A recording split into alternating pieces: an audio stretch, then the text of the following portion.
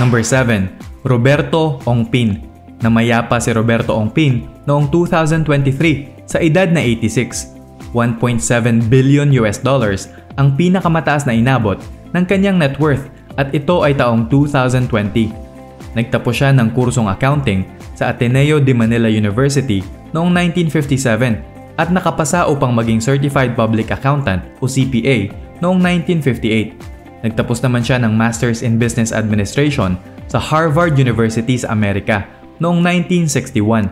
Nagtrabaho siya sa pinakamalaking accounting firm sa bansa na SGV sa loob ng 15 years mula 1964 hanggang 1979. Taong 1979, siya ang naging pinakabatang Commerce and Industry Minister sa edad na 42 sa gabinete ni dating Pangulong Marcos Sr.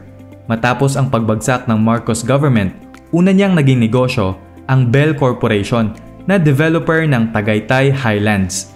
Siya rin ang founder ng Alphaland Corporation na isang property developer at ang gumawa ng Balisin Island Club.